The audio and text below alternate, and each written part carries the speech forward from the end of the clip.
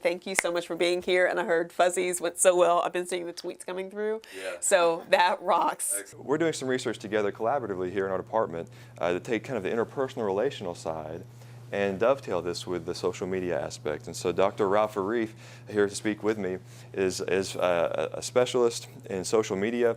Snapchat had a very different audience. For example, 500 million views every day for getting Snapchats. We're going to talk to you a little bit about what implementation of social media into research has looked like in the past, how other people are using social media, and how you can use that in your research. And then we're going to discuss some of the challenges, because there are barriers when you start talking to folks about implementing social media into their research. I felt like I was going somewhere. And so I found out that another language. I found another language, and it's the language of people who believed in personal development, that you can follow your dreams, that you can be more than you are. And so I started reading Brian Tracy. So he uses Tumblr and WordPress. Tumblr, he said, is like going to the beach and wearing beach shorts and flip-flops. And if we look at his personal blogging, we see some of the beautiful images that he does in photography. Hi, I'm Deb Krause, and I work for First Command Financial Services, and I'm here today because we were contacted because we won the Twitter Award. If you can refrain from using your devices, even though it's funny because that's kind of the focus of the paper that I did. Has anybody ever heard of second screen viewing? You ever heard of it? Sure you have, you just didn't know the terminology for it. That's remarketing, right? Sometimes it's kind of annoying, but it's super effective, like ridiculously effective. It's scary how a lot of the marketing efforts that are kind of annoying and obnoxious, those are the ones that are very effective. Should organizations use these sites, and why or why not? Would you use it for your organization? Here's one way I've used Twitter to back into my classes or my workshops. Here's what I do. I send students our class hashtag ahead of time. And I say, get there, check it out, look at stuff from past semesters. So the 3 platforms that I will be discussing today will be Facebook, and then I'm going to go into Twitter, and then lastly, Google Applications. So currently, the United States does not have any type of explicit policies or regulations for how they contend with legacy heirs for digital assets and platforms. We're almost like addicted to these anyway. We have a faculty member who blew up in class one day for exactly that. For people were getting upset because they were trying to text and they weren't paying attention.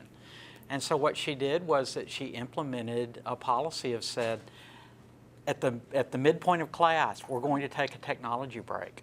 We had a really good one about social media, Snapchat, about how people keep in touch and sort of rekindle old relationships through Snapchat and actually maintain those relationships. So there's a shout out for Snapchat. We're not quite the same as the millennials in that the way that they think of a friend may be different than how we traditionally think about a friend. And we want to keep this divide where we're not necessarily friends with our students. But let's look at the generation that is friends with everybody.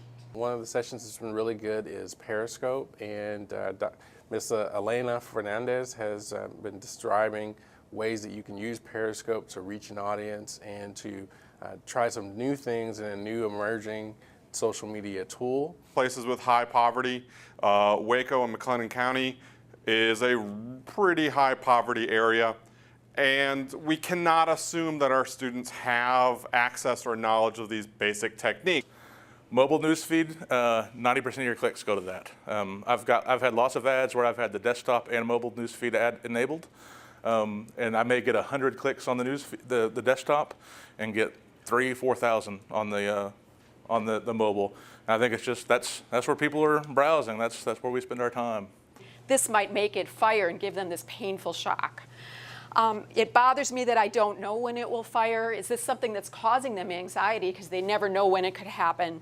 Or then the last one, I worry about the ICD not firing sometime when it should. This is my second year of attending this conference and presenting, and this is without a doubt one of my favorite conferences to attend.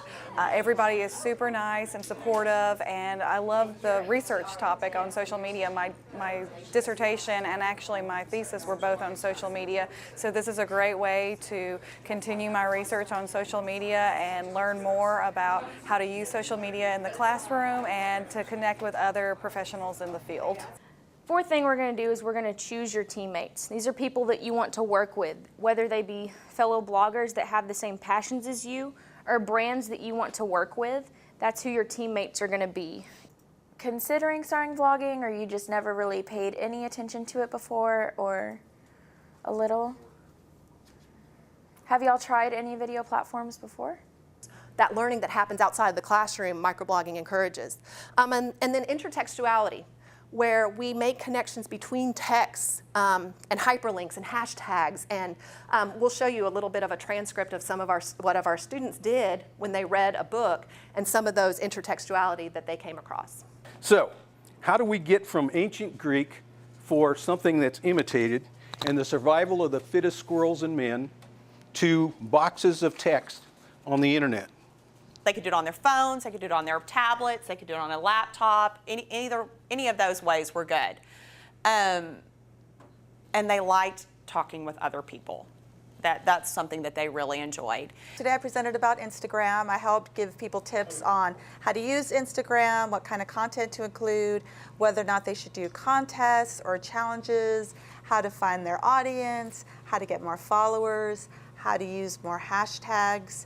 And I also was able to attend Mr. Benoit's presentation on memes, and that was very interesting as well. I am the Executive Director of the Texas Social Media Research Institute.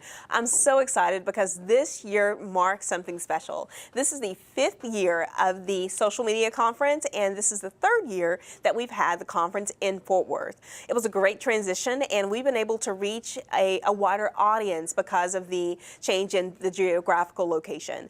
I've met people from Greenberry, Texas, from Louisiana Tech, from Spring Hill College. We've met people from all over, and also I love the infusion of the different financial institutions here, as well as Keller, ISD, amazing individuals from universities and community colleges, and also local businesses. And so we cannot wait until our 6th year